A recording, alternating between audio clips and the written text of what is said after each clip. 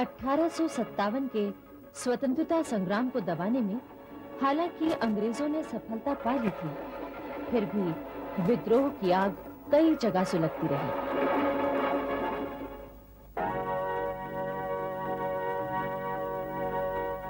मुस्लिम संप्रदाय का एक धार्मिक वर्ग जो वहाबी के नाम से विख्यात था, अंग्रेजों का लगातार विरोध करता रहा।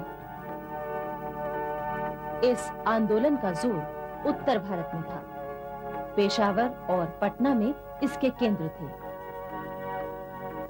वहाबियों का संगठन इतना मजबूत था कि सन 1830 में इन्होंने पेशावर पर अधिकार कर लिया था। उधर दक्षिण बंगाल में 24 परगना, नदिया और फरीदपुर में भी वहाबियों का अच्छा प्रभाव था। वहां के किसान तीतू मियां के नेतृत्व में विद्रोह के लिए उठ खड़े हुए थे और अंग्रेजी राज समाप्त होने की घोषणा कर दी थी। चारों ओर विद्रोह फैल गया। आखिर अंग्रेजों की सेना विद्रोहियों को दबाने के लिए आ गई। खुला संघर्ष हुआ। तीतू मियां मारे गए और 340 वहाबी पकड़े गए। इस तरह वहाबी आंदोलन, जो शुरू में धार्मिक रंग लिए हुए था, अंग्रेज विरोधी हो गया और आजादी का समर्थक बन गया। उधर सीमा प्रांत के वहाबियों ने अंग्रेजों से 1858 और 1863 में 2 बार युद्ध लड़ा। आखिर दिसंबर 1863 में अंग्रेजी सेना ने मलका के मजबूत किले को जीतकर वहाबी आंदोलन पर भारी चोट की। अंग्रेजों ने सीमा प्रांत के वहाबियों को पकड़कर उन पर मुकदमे चलाए। सन 1871 में एक वहाबी नेता अमीर खां पर मुकदमा चलाया गया। वहाबियों ने पैरवी करने के लिए मशहूर अंग्रेज वकील मिस्टर एनएसटी को खड़ा किया। मिस्टर एनएसटी ने अंग्रेज होकर भी वहाबियों के पक्ष को बड़ी मजबूती से अदालत में रखा। उनकी दलीलों को वहाबियों ने पुस्तक रूप में प्रकाशित कर दिया, जिससे उनका अच्छा प्रचार हुआ। जज ने मुकदमा तो खारिज कर दिया, किंतु अमीर खां को नहीं छोड़ा गया। ये अंग्रेजों के काले कानूनों का एक नमूना था। इस पर एक दिन मौका पाकर अब्दुल्ला नामक एक वहाबी ने जज पर छुरे से हमला कर दिया। बाद में इसके लिए अब्दुल्ला को फांसी हो गई।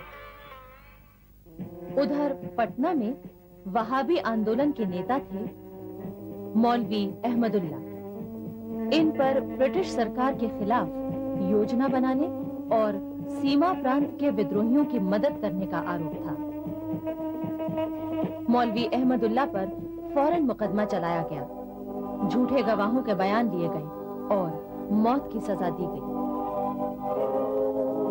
लेकिन बाद में हाई कोर्ट ने उस सजा को आजीवन कारावास में बदल दिया। इस फैसले के तुरंत बाद मौलवी अहमदुल्ला को अंडमान भेज दिया गया और पटना में उनकी संपत्ति नीलाम कर दी गई। इतिहासकार लिखते हैं कि अंडमान पहुंचकर भी मौलवी अहमदुल्ला इस आंदोलन को जीवित रखने का लगातार प्रयत्न करते रहे।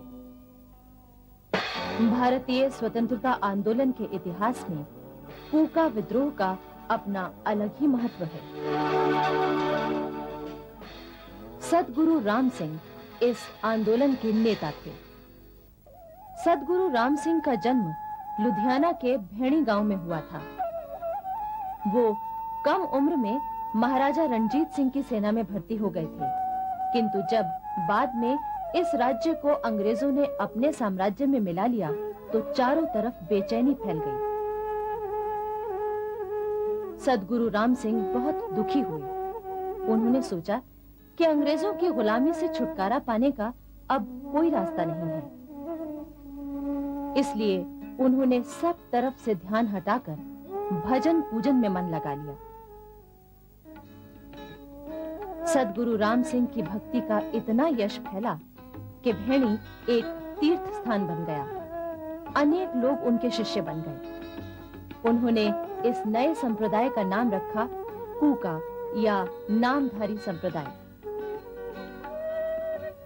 धीरे-धीरे सद्गुरु राम सिंह के मन में विचार आया कि क्यों ना ऐसे भक्तों का एक संगठन बनाया जाए जो अंग्रेजों के खिलाफ काम करे। उन्हीं दिनों सद्गुरु राम सिंह की भेंट महाराष्ट्र से आए संत रामदास से हुई। देश की दिनों दिन बिगड़ती स्थिति, सूखा, अकाल, अंग्रेजों के जुल्म आदि विषयों पर बातचीत हुई। संत रामदास ने कहा कि इन समस्याओं का हल करने के लिए देश का आजाद होना जरूरी है। सद्गुरु राम सिंह ने असहयोग की नीति अपनाई। उन्होंने अपने शिष्यों से कहा, अंग्रेजों की अदालतों में न जाओ, उनके विद्यालयों में न पढ़ो। जब अंग्रेजों को सद्गुरु राम सिंह की असहयोग नीति और उनकी अलग से चलने वाली डाक व्यवस्था के बारे में पता चला तो वो चौकन्ने हो गए। सद्गुरु राम सिंह ने अपना काम गुप्त रीति से शुरू कर दिया। ये तय हुआ कि भीतर ही भीतर लोगों को अंग्रेजी राज के खिलाफ विद्रोह के लिए तैयार किया जाए। 5 वर्षों तक गुप्त रूप से काम चलता रहा। लेकिन एक दिन सद्गुरु के चेले यात्रा पर जा रहे थे कि एक शिष्य को कसाईयों ने घेर लिया, उल्टी सीधी सुनाई और अपमानित किया। क्रोध से भरा हुआ वो शिष्य सद्गुरु के पास आया, झगड़े की बात बताई और बोला, अब शांति से काम करना मुश्किल है, आप अभी विद्रोह के लिए आदेश दें। सद्गुरु ने शिष्यों को समझाया, पर वो आज्ञा से बाहर हो चुके थे। वो मलेरकोटला के किले की ओर हथियार लेने के लिए दौड़ पड़े। हथियार लेकर वो सब युद्ध के लिए निकल पड़े। शिष्यों ने सद्गुरु की आज्ञा के बिना युद्ध छेड़ दिया था। सद्गुरु इस स्थिति से बहुत दुखी हुए। उन्होंने कहा, मैं उनका समर्थन कैसे करूं? उधर से अंग्रेज सेना आ गई। सभी शिष्य गिरफ्तार कर लिए गए और उन्हें तोपों के मुंह से बांधकर उड़ा दिया गया। इन्हीं विद्रोहियों में एक शिष्य 13 वर्ष का बालक था। अंग्रेज अफसर ने उससे कहा, अगर तुम कह दो कि सद्गुरु राम सिंह से तुम्हारा कोई संबंध नहीं है तो मैं तुम्हें छोड़ दूंगा। लेकिन अपने गुरु की बुराई सुनते ही उस बालक ने झपट कर अंग्रेज की दाढ़ी पकड़ ली। अंग्रेज अफसर और उसके सिपाहियों ने दाढ़ी छुड़ाने की बहुत कोशिश की, पर सफल न हुए। अफसर ने गुस्से में बालक का हाथ काटने का आदेश दे दिया। सिपाही ने पलक मारते ही बालक का हाथ काटकर अलग कर दिया और इसके बाद उन्होंने बालक के टुकड़े-टुकड़े कर दिए। लेकिन शिष्यों की सद्गुरु के प्रति भावना को देखकर अंग्रेज परेशान हो उठे।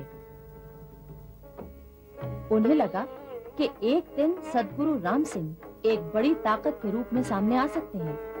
इसलिए उन्हें मलेरकोटला में विद्रोह के आरोप में गिरफ्तार कर लिया गया। हालांकि उससे उनका कोई संबंध नहीं था।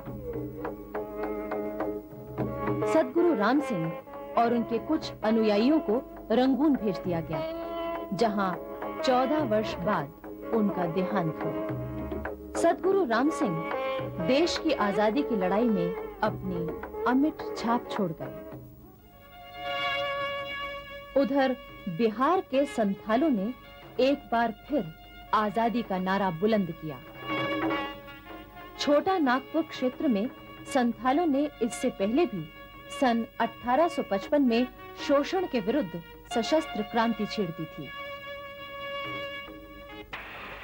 उस समय संथालों के 2 नेता सीधू और उसके भाई कालू ने 16 जुलाई 1856 को अंग्रेजों से पहली बार खुला युद्ध किया था। अंग्रेज पराजित हुए थे और वीरभूम और रानीगंज का बहुत सा क्षेत्र संथालों के कब्जे में आ गया था।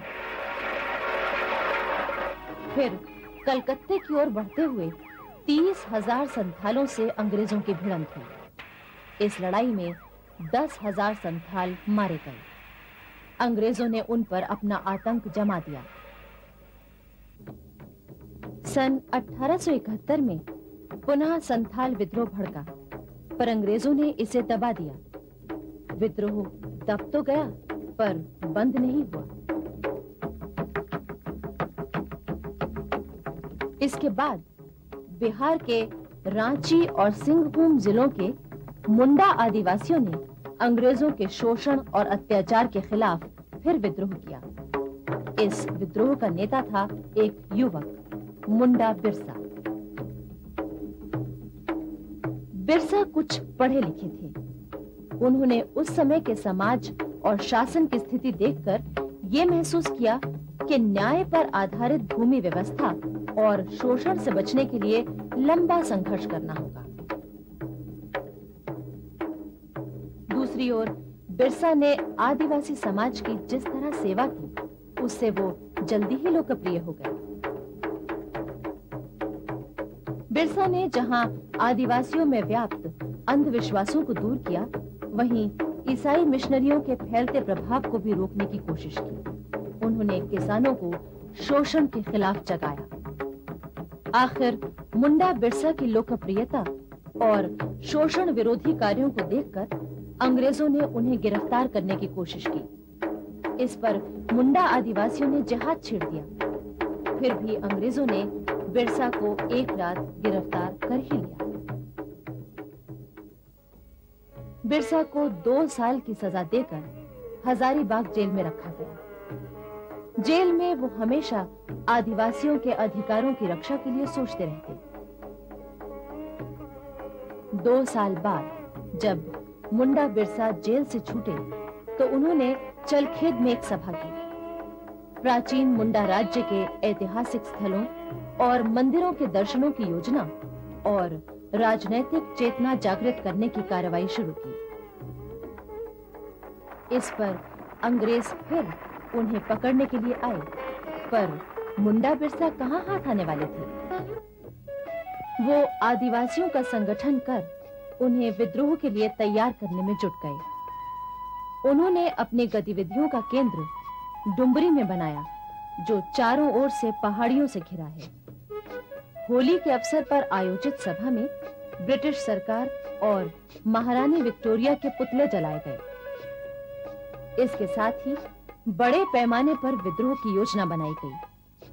ब्रिटिश अधिकारियों को हटाकर बिरसा के नेतृत्व में नए राज्य की स्थापना की तैयारी शुरू हो गई।